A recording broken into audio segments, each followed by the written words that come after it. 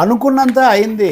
అమెరికాతో ఒప్పందం గురించి చాలా గొప్పలు చెప్పారు కానీ వాస్తవంలో ఇప్పటికీ తాత్కాలిక పరిధి ఫ్రేమ్వర్క్ కుదుర్చుకున్నామంటున్నారు. దీని గురించి కొన్ని అరకొరగా వివరాలు విడుదల చేస్తున్నారు.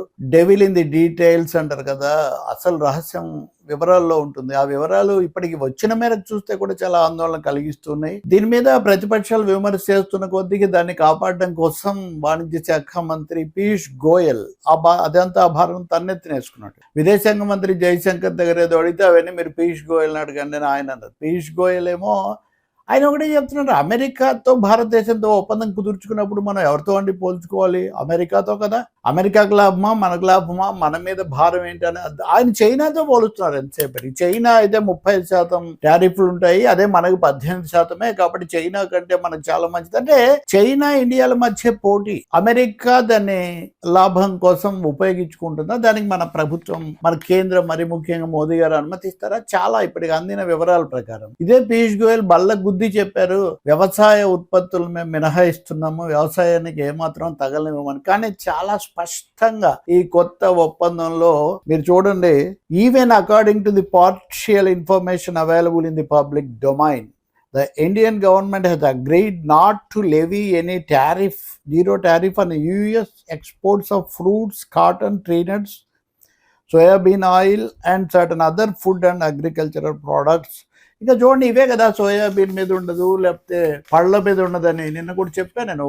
100 రూపాయలకు పైన ఉండే యాపిల్స్ అయితే మీరు చెప్పి జరిగేది చెప్పడానికి ఏమో చాలా చెప్పొచ్చు, కానీ మీరు వ్యవసాయ ఉత్పత్తులకు ఉండదు, మినహాయిస్తాము, వాళ్ళకి ఇవ్వమన్నారు. కానీ చాలా స్పష్టంగా సోయాబీన్, మరీ ముఖ్యంగా సోయాబీన్ గురించి చాలా ఆందోళన ఉండింది.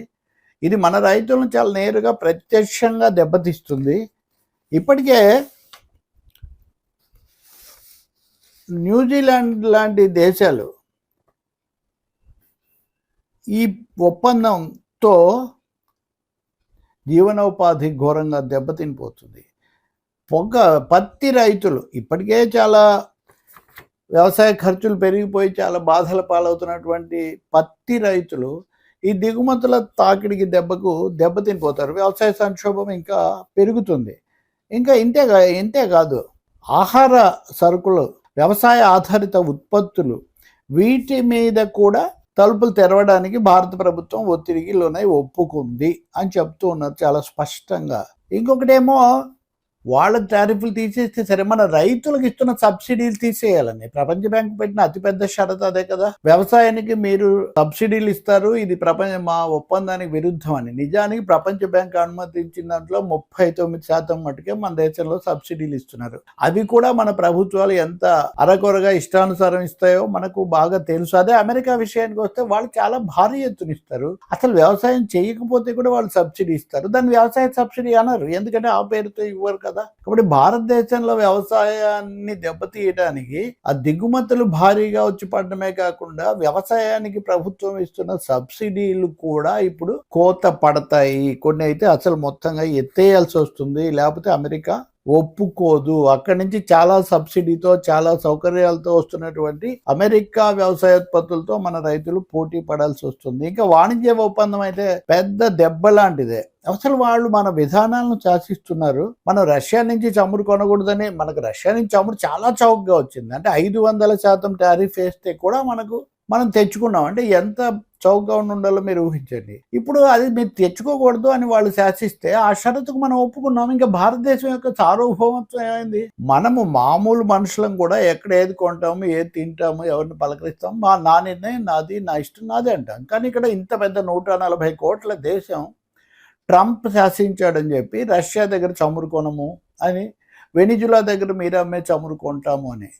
దీనికి ఇస్తున్న వివరణ ఏంటి అంటే పీయూష్ గోయల్ కూడా ఇస్తున్నాడు. అది కూడా ఏమని, in the interest of India, no it is in the interest of America. Trump నిన్న సంతకం పెడుతూ చెప్పాడు, నేషనల్ ఇంట్రెస్ట్, నేషనల్ ఎమర్జెన్సీ. అలాగే అమెరికా విదేశాంగ ప్రయోజనాలకు అనుగుణంగా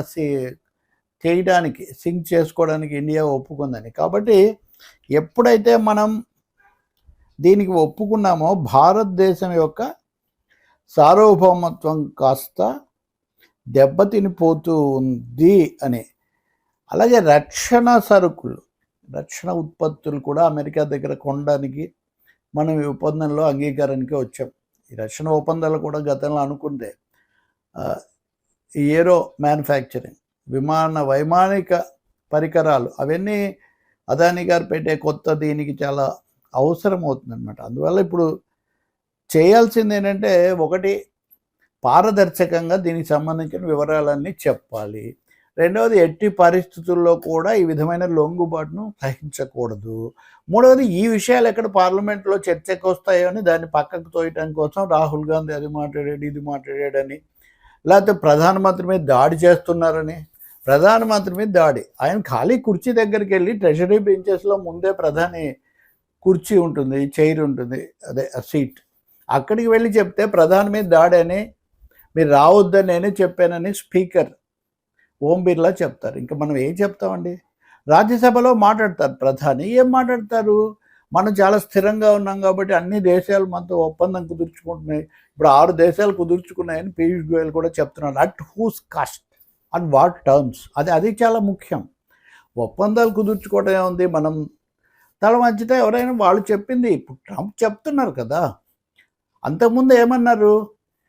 Modi wants to make me happy but he should try do more to make me happy అన్నాడు. అంటే నన్ను సంతోషపెట్టడానికి మోడీ ఇంకా చాలా చేయాలి అన్నారు. చేస్తున్నారనమాట. ఇంకోటి, Modi should call the Indian prime minister Modi ఒక్క కాల్ చేస్తే ట్రంప్కి అన్నీ సర్దుకుంటాయని అప్పుడు అమెరికా మంత్రులు అధికారులు చెప్పారు. ఇప్పుడు మోదీ గారు ఫోన్ చేశాడు, 140 కోట్ల భారతీయుల తరఫున నేను మీకు ధన్యవాదాలు చెప్తున్నానని. ఎందుకు అంటే మన సార్వభౌమత్వాన్ని, మన వ్యవసాయాన్ని, మన పారిశ్రామిక ఉత్పత్తులు అనేక వాటికి నష్టం తెచ్చే ఈ ఒప్పందం కుదుర్చుకొని దేశ సార్వభౌమత్వాన్ని కూడా దెబ్బతీసుకొని వాళ్ళకి మళ్ళీ మనం కృతజ్ఞతలు చెప్పటం. ఫార్మాకి ఏదో లాభం అంటున్నారు కానీ దాన్ని కూడా ఎక్కువ మంది ఒప్పుకోవట్లేదు. నేను ఆ విషయాలు ఫార్మా ఎక్స్పర్ట్స్ ఏం చెప్తున్నారో నేను ఇంకోసారి మీకు చెప్తాను.